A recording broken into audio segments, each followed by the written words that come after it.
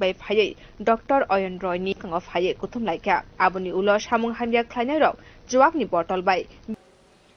To facilitate exports of handicrafts, I propose to extend the time period for export from 6 months to 1 year, further extendable by another 3 months if required. I also propose to add 9 items to the list of duty-free inputs. Leather sector. I propose to fully exempt BCD on wet blue leather to facilitate imports for domestic value addition and employment. I also propose to exempt crust leather from 20% export duty to facilitate exports by small tanners. Marine products. To enhance India's competitiveness in the global seafood market, I propose to reduce BCD from 30% to 5% on frozen fish paste, surimi, for manufacture and export of its analog products. I also propose to reduce BCD from 15% to 5% on fish hydrolysates for manufacture of fish and shrimp feed. In July 2024 budget, to promote development of domestic MROs for aircraft and ships, I had extended the time limit for export of foreign origin goods that were imported for repairs from 6 months to 1 year and further extendable by 1 year. I now propose to extend the same dispensation for railway goods. Time limit for provisional assessment. Presently, the Customs Act 1962 does not provide any time limit to finalize provisional assessments, leading to uncertainty and cost to trade. As a measure of promoting easily declare material facts and pay duty with interest but without penalty. This will incentivize voluntary compliance. However, this will not apply in cases where department has already initiated audit or investigation proceedings. For industry to better plan their imports, I propose to extend the time limit for the end use of imported inputs in the relevant rules from 6 months to 1 year. This will provide operational flexibility in view of cost and uncertainty of supply. Further, such importers will now have to file only quarterly statements instead of a monthly statement.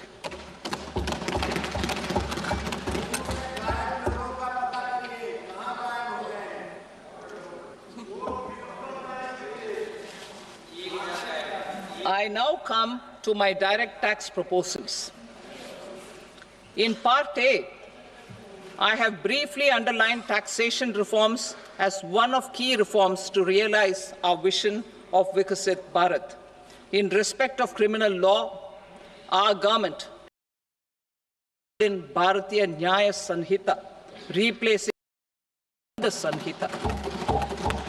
I am happy to inform this August House and the country that for new income tax bill will carry forward the same spirit of Nyaya in its drafting as well. The new bill will be clear and direct in text, with close to half of the present law in terms of both chapters and words.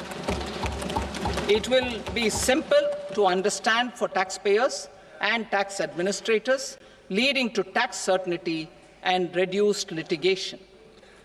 Reforms, however, are not a destination. They are means to achieve good governance for our people and economy. Providing good governance primarily involves being responsive. The Tirukural captures this in verse 542, which reads, "Vaanokki vaazhum ulagallam, mannavan kol nokki vaazhum kudi," meaning, just as the living beings live expecting rains, citizens live expecting good governance. Our government is committed to keeping an ear to the ground and a finger on the pulse and responding while balancing our national building efforts.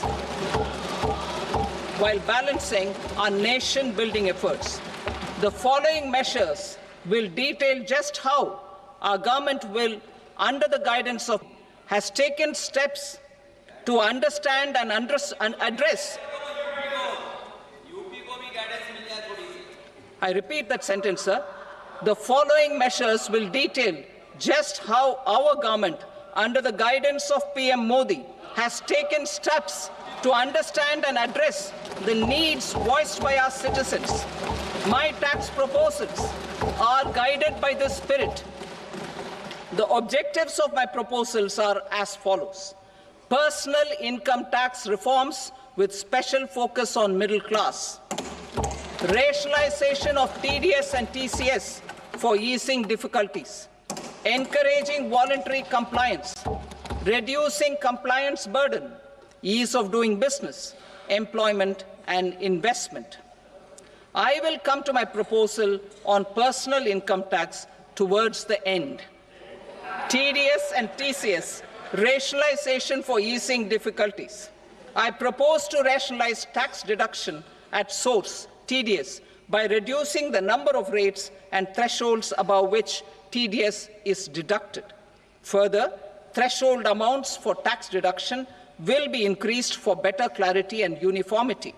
The limit for tax deduction on interest for senior citizens is being doubled from the present 50,000 rupees to 1 lakh rupees. Similarly, the annual limit of 2.40 lakh rupees for TDS on rent is being increased to 6 lakh rupees. This will reduce the number of transactions liable to TDS, thus benefiting small taxpayers receiving small payments. The threshold to collect tax at source, the TCS, on remittances under RBI's liberalized remittance scheme, the LRS, is proposed to be increased from 7 lakh to 10 lakhs. I also propose to remove TCS on remittances for education purposes, where such remittances is out of a loan taken from a specified financial institution. Both TDS and TCS are being applied on any transaction related to sale of goods. To prevent such compliance difficulties, I propose to omit the TCS. I also propose that the provisions of the higher TDS deduction will now apply only in non-PAN cases. In July 2024, the delay for payment of TDS up to the due date of filing statement was decriminalized. I propose to provide the same relaxation to TCS provisions as well. The government under the leadership of Prime Minister Modi believes in Sabka Saath, Sabka Vikas, Sabka Vishwas and Sabka Prayas. In line with this, we brought in updated return facility in 2022 for voluntary compliance by taxpayers who had omitted to report their correct income. Our trust in taxpayers was proved right. Nearly 90 lakh taxpayers voluntarily updated their incomes by paying additional tax. Taking this trust further, I now propose to extend the time limit to file updated returns for any assessment year from the current limit of 2 years to 4 years. I propose to reduce the compliance burden for small charitable trusts and institutions by increasing their period of registration from 5 years to 10 years. It is also proposed that disproportionate consequences do not arise for minor defaults, such as incomplete applications filed by charitable entities. Presently, taxpayers can claim the annual value of self-occupied properties as nil only on the fulfillment of certain conditions. Considering the difficulties faced by taxpayers, it is proposed to allow the benefit of 2 such self-occupied properties without any condition.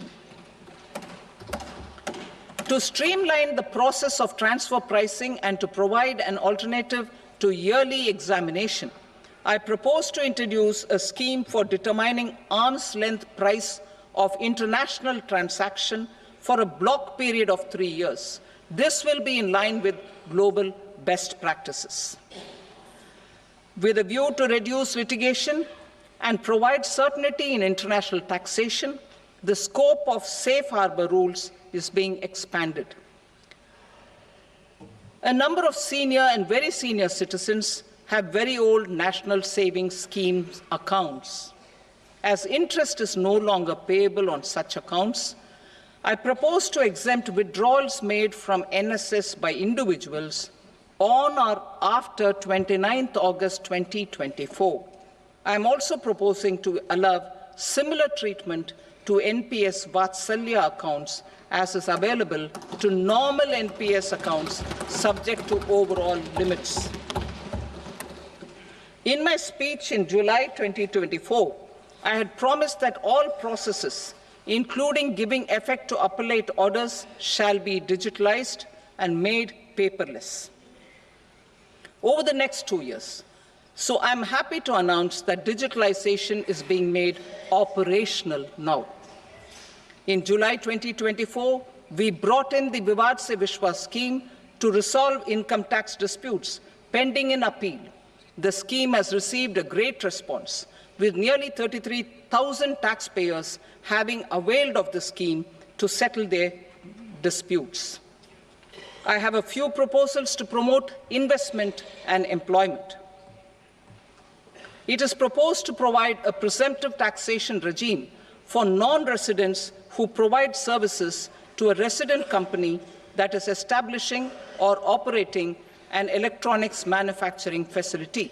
I further propose to introduce a safe harbor for tax certainty for non-residents who store components for supply to specified electronics manufacturing units.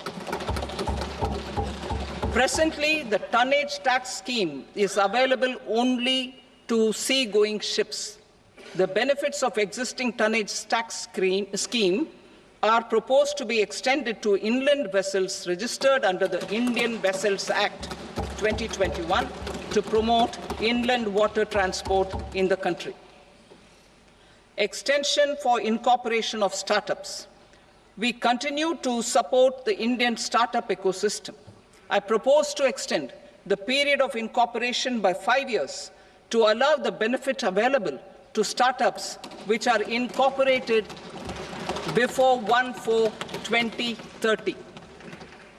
In order to attract and promote additional activities in the IFSC, I am inter alia proposing specific benefits to ship leasing units, insurance offices, and treasury centers of global companies which are set up in IFSC.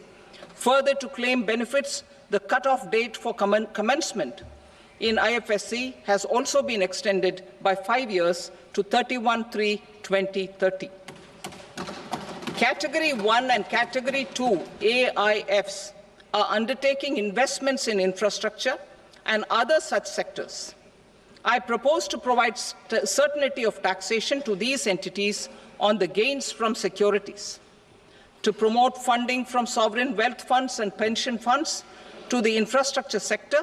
I propose to extend the date of making an investment by 5 more years up to 31st March 2030.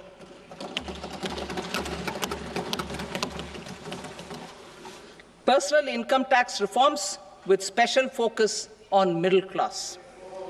Democracy, demography, and demand are the key support pillars in our journey towards Vikasit Bharat. The middle class provides strength for India's growth.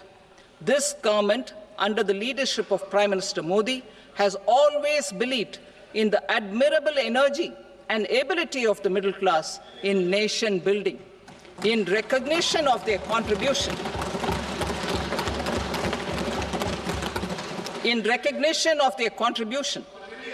we have periodically reduced their tax burden. Right after 2014, the nil tax slab was raised to 2.5 lakhs of rupees, which was further raised to 5 lakh rupees in 2019. and to 7 lakh rupees in 2023. This is reflective of our government's trust on the middle class taxpayers. I am now happy to announce that there will be no income tax payable up to income of 12 lakh rupees.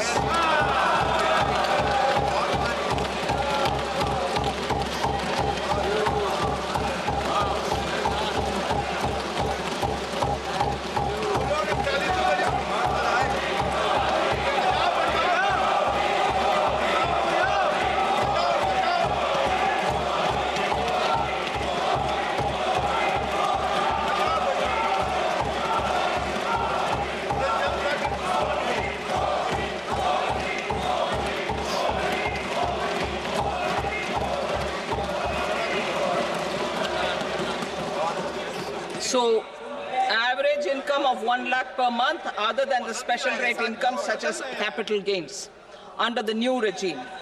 This limit will be 12.75 lakh for salaried taxpayers due to the standard deduction of 75,000. Slabs and rates are being changed across the board to benefit all taxpayers. The new structure will substantially reduce the taxes of the middle class and leave more money in their hands, boosting household consumption, savings, and investment. In the new tax regime, I propose to revise tax rate structures as follows: 0 to 4 lakh rupees nil, 4.8 lakh rupees to 4 to 8 lakh rupees 5%, 8 to 12 lakh rupees 10%, 12 to 16 lakh rupees 15%, 16 to 20 lakh rupees 20%, 20 to 24 lakh rupees 25%, and above 24 lakh rupees 30%. To taxpayers up to 12 lakh of normal income other than special rate income such as capital gains. I read that again. To taxpayers up to 12 lakh of income other than special rate income such as capital gains, tax rebate is being provided in addition to the benefit due to slab rate reduction in such a manner that there is no tax payable by them. The total tax benefit of slab rate changes and rebate at different income levels can be illustrated with a few examples. A taxpayer in the new regime with an income of 12 lakh rupees will get a benefit of 80,000 rupees in tax, which is 100% of tax payable as per the existing rates. A person having income of 18 lakh rupees will get a benefit of 70,000 rupees in tax, that is 30% of tax payable as per existing rates. A person with an income of 25 lakh gets a benefit of 1,10,000 rupees, that is 25% of his tax payable as per existing rates. Details of my tax proposals are given in the annexure. As a result of these proposals, Honorable Speaker, sir, revenue of about 1 lakh crore in direct taxes and 2,600 crores in indirect taxes will be foregone. Mr. Speaker, sir, with this, I commend the budget to this august House.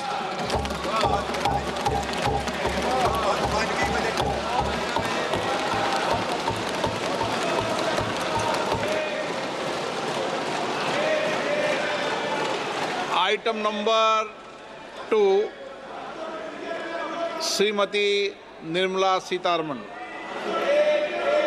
Sir, with your permission, I rise to lay on the table the following statements under Section 3(1) of the Fiscal Responsibility and Budget Management Act, 2003. Medium-term fiscal policy cum fiscal policy strategy statement and macroeconomic framework statement. Item number 3, Srimati Nirmala Sitharaman. Sir, with your permission, I rise to move for leave to introduce the Finance Bill 2025. प्रश्न ये है कि विधेयक को पुनर्स्थापित करने की अनुमति प्रदान की जाए। जो सदस्य इसके पक्ष में हाँ कहें, जो सदस्य विरोध में ना गए, मेरे विचार में निर्णय हाँ वालों के पक्ष में अनुमति प्रदान की जाती है। माननीय मंत्री जी अब विधेयक को पुनर्स्थापित करें। Sir, I introduce the bill. Thank you. सभा की कार्रवाई सोमवार दिनांक 3 फरवरी 2025 को प्राप्त 11 बजे तक के लिए स्थगित की जाती है।